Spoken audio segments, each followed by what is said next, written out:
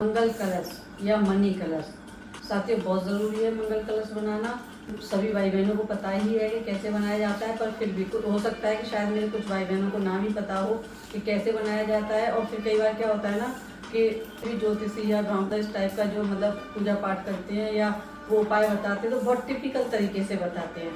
तो मेरा मकसद होता है कि आप तक ईजी वे में चीज़ों को लाना, जिससे कि आप आराम से कर सकें। मंगल कलश या मनी कलश साथियों बहुत जगहों पर आप देखते हो कि मंगल कलश के बारे में बहुत सारे आपको वीडियोस मिलेंगे, पर उनमें इतनी टिपिकलिटी होती है कि हम लोग बना ही नहीं पाते हैं। ये मंत्रोच्चारण करो, ऐसे करो, ये विधि करो, वो विधि करो, काम कर ही नहीं पाते हैं। और मेरा मकसद होता है कि आप तक इजी वे में चीज़ों को लेकर के आना। वैसे तो मेरे सभी साथियों को पता ही है कि मंगल कलश कैसे बनाया जाता है, तो हो सकता है शायद मेरे कुछ बहन भाइयों को ना भी पता हो कि मंगल कलश कैसे बनाया जाता है या मनी कलश कैसे बनाया जाता है। तो साथियों मेरी कोशिश है कि आपको इजी वे में मंगल कलश कैसे बनाया जाता है उसके बारे में आज आपको बताऊंगी। Hello everyone, this is Hiranand, international spiritual healer. Welcome to my channel Shivam Bodhi. सुलभ सामग्री दुर्लभ उपाय में आप सभी का स्वागत है। तो साथियों हम आज बात करें मंगल कलश की। पहली बात आपको याद रखनी है कि हमारा जो मंगल कलश के लिए पहली चीज चाहिए, हमें एक घड़ा या छोटा सा कलश, इतना बड़ा ले लीजिए। हो सकता है इसे छोटा भी ले सकते हो कोई। मंगल कलश बनाने के लिए सबसे पहली चीज ध्यान रखो कि स्टील लोहे का लोटा हमें यूज नहीं करना है, या लोहे के कलश का हमें यूज नहीं करना है, लोटे का यूज नहीं करना है। कोशिश कीजिएगा या तो तांबे का हो, पीतल का हो, चांदी का हो। सोने का तो खैर आजकल हो ही नहीं सकता है। हो सकता है शायद किसी बहन भाई के घर में हो भी, तो मैं कह नहीं सकती हूँ, तो मेरे पास तो नहीं हो सकता। इसलिए बेस्ट है मिट्टी का कलश ले लो। ठीक है, मैंने लिया है मिट्टी का कलश। मैंने थोड़ा बड़ा ले लिया है, आप छोटा भी ले सकते हैं, इतना बड़ा भी ले सकते हैं। बड़ा मैंने क्यों लिया है इसका रीजन आपको बाद में पता चलेगा। ठीक है, कोशिश कीजिएगा इतना बड़ा तो कम से कम लीजिए ही। हो सकता है कि आपको बाद में लगेगा छोटा ले लिया, पर बार बार आपको चेंज करना पड़ा। ठीक है, एक कलश हो गया। साथ में हमें लेनी है सुपारी, हमें लेने हैं पत्ते। पत्ते आम के हो सकते हैं, अशोक के हो सकते हैं। मैं प्रेफर करूंगी कि आप अशोक के पत्ते लीजिए। अशोक के पत्ते क्यों लीजिए? अशोक के पत्ते शुभता का प्रतीक होते हैं। नाम में ही छिपा हुआ है अशोक, मतलब जिसमें शोक न हो। तो आप आम के भी ले सकते हो, ठीक है ना, आम के ले लो, अशोक के ले लो, जिसका भी आपका मन करे। वैसे मैंने इस समय दोनों ही रखे आपको दिखाने के लिए, तो आप जो भी चाहें वो आप पत्ते ले लें। साथ में ले लें कलावा, एक दो सिक्का ले लें पैसे का, थोड़ी सी ले लें चावल, थोड़ी सी ले लें रोली। ये 2-3-4 चीजें इकट्ठी ले सकते हैं। इनमें से अगर कोई चीज आपके पास है अच्छी बात है, नहीं है तो भी अच्छी बात है। कोई जरूरी नहीं है कि सारी चीजें होनी चाहिए, कोई जरूरी नहीं है इससे ज्यादा चीजें हों, तो भी आप डाल सकते हैं। आपके पास नहीं है कोई बात नहीं, इनमें से कोई एक आध दो चीज कम भी है, कोई फर्क नहीं पड़ता है। हमने कहा ना इजी वे में हमें कलश बनाना है, क्योंकि भगवान हमेशा भाव देखते हैं, सामान नहीं देखते। जैसा आपका भाव होगा उसी हिसाब से आपको फल मिलेगा। अब हमें करना क्या है, हमने कलश ले लिया, धो लिया। इससे पहले हमें करना है कि हम नहा धो करके तैयार हो गए। ठीक है, फ्रेश हो गए, नहा धो करके तैयार हो गए, अपने मंदिर में बैठ जाइए। अगर घर में मंदिर नहीं है कोई फर्क नहीं पड़ता है, जहाँ भी आप बैठ सकते हैं शुद्ध जगह पर आप बैठ जाइए, आसन बिछा लीजिए। ठीक है, सामान अपना इकट्ठा कर लीजिए जो भी मैंने बताया है, तो धो लिया। ठीक है, कलश को धो करके हमने इस पर बनाया स्वास्तिक। स्वास्तिक क्यों बनाया? शुभता का प्रतीक होता है, इसलिए स्वास्तिक बना लीजिए। आप उस पर ओम बना लीजिए। स्वास्तिक तो बनाइए, ओम बना सकते हैं, ओम भी बना लीजिए, अन्यथा स्वास्तिक मोर देन एनफ है। अगर हम इसको 9 देवियों के लिए बना रहे हैं उस पर श्रीम भी लिख लीजिए, है ना, महालक्ष्मी का बीज मंत्र है, श्रीम भी लिख सकते हैं। जैसा जिसका जितना हो सकता है उतना आप कर लीजिए, मैं बता रही हूँ। बाकी का अगर आपको लगता है कि नहीं लिख पा रहे, कोई बात नहीं, कोई फर्क नहीं पड़ता है, ज्यादा फर्क तो ना पड़ता है। श्रीम लिख लिया। ठीक है, 2-4 जगह पे हमने स्वास्तिक बना लिए। अब उसमें हमें डालना है सामान। क्या क्या डालना है, जो मैंने अभी सामान इकट्ठा बताया था वो सारा डाल लीजिए। हमने डाल ली, सुपारी भी डाल ली, इसमें पैसे भी डाल लिए, थोड़ी सी रोली भी डाल दी, थोड़े से हमने चावल भी डाल दिए। ठीक है, ऐसे करके हमने ले लिया कलावा। कलावा हमने अपने घड़े पे भाप लिया, ठीक है। साथ में ले लीजिए पत्ते, इस तरीके से लिया, ठीक है। हमारा इस तरीके का कलश तैयार हो गया है। अब इसके आगे क्या करना है, अब इसमें हमें भरना है जल, शुद्ध जल भरना है। ताजा पानी ले लीजिए, इसको पानी को भर दीजिए। अब इसके ऊपर क्या करना है, पानी से हमने भर लिया। अगर तो आपके पास नारियल है, पानी वाला जटाव वाला, तो आप इस पर रखेंगे नारियल। और अगर आपके पास नारियल नहीं है, कोई फर्क नहीं पड़ता है, तो आप इसको रखेंगे ढक करके।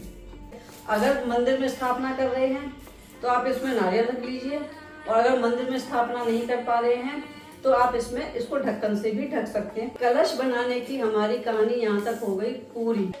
अब यहाँ से आगे की कहानी होती है शुरू। अब करना क्या है, कलश हमारा बन गया है।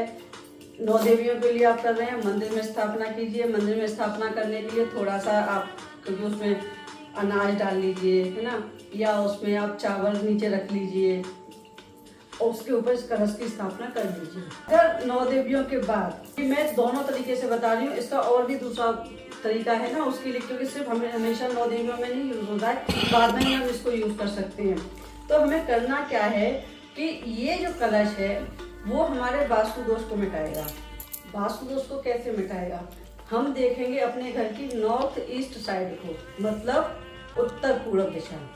उत्तर पूर्व दिशा सभी लोग जानते हैं, देवताओं का स्थान माना जाता है, पूजा पाठ का स्थान माना जाता है, भगवान शिव का स्थान माना जाता है। तो हमें उस स्थान पे इस कलश की स्थापना करनी है। साथ के साथ, क्योंकि भगवान का स्थान है, ईश्वर का स्थान है, और उस जगह पे अगर आप पानी का कलश रखते हैं, साथियों, ईश्वरीय कृपा आप पर बहनी शुरू हो जाएगी। पानी किस चीज का प्रतीक है, पानी है बहाव का प्रतीक, फ्लो का प्रतीक।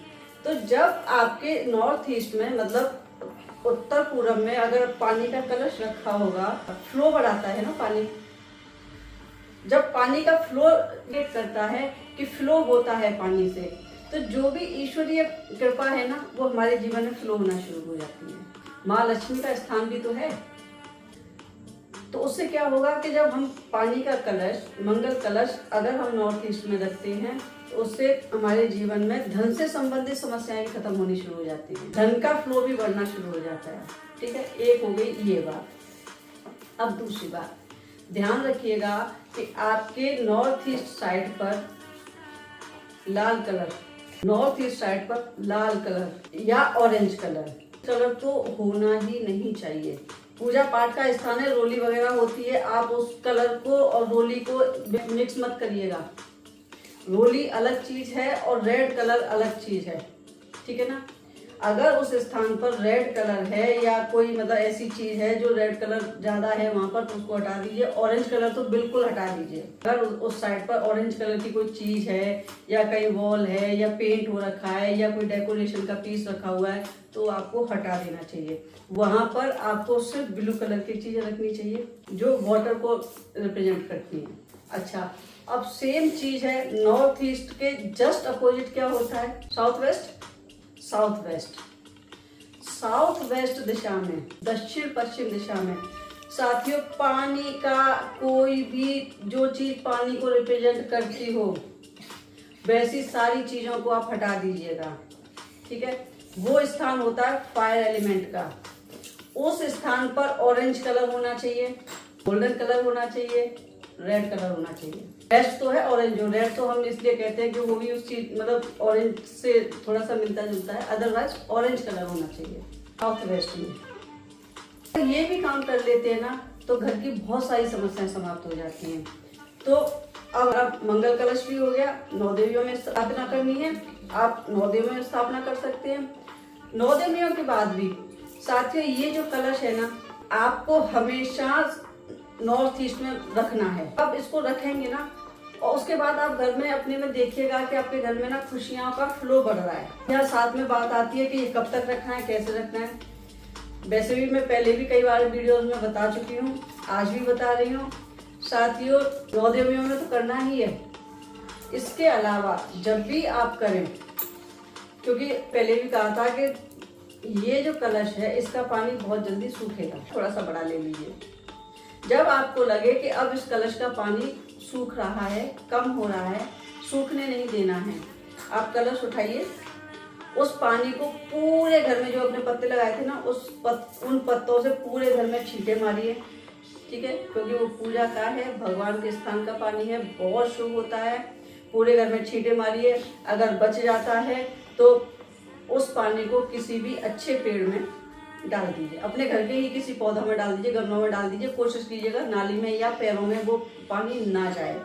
उसके बाद दोबारा सेम, चाहे तो आप नया घड़ा ले सकते हैं।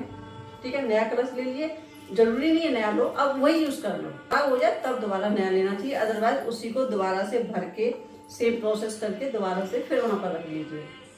कोशिश कीजिएगा कि अमावस के बाद करो इस काम को, शुक्ल पक्ष में, क्योंकि मैं पहले भी कई सारी वीडियोस में बता चुकी हूँ, जब शुक्ल पक्ष होता है हर चीज की बढ़ोतरी होती है, क्योंकि चांद हमारा धीरे धीरे करके बढ़ रहा होता है। इसलिए जो भी चीज हम करते हैं, जो भी मैनिफेस्टेशन करते हैं या जो भी किसी भी नए काम की शुरुआत करते हैं, वो ग्रेजुअली बढ़ता है। इसलिए हमें हमेशा इस काम को शुक्ल पक्ष के अमावस के अगले दिन से शुरू करना चाहिए। उम्मीद करती हूँ आपको जानकारी पसंद आई होगी। अगर जानकारी पसंद आई हो तो वीडियो को लाइक शेयर कर दीजिएगा। अगर चैनल पर नए हैं तो चैनल को सब्सक्राइब कर लीजिए। वीडियो देखने के लिए आपका बहुत बहुत धन्यवाद। Thank you.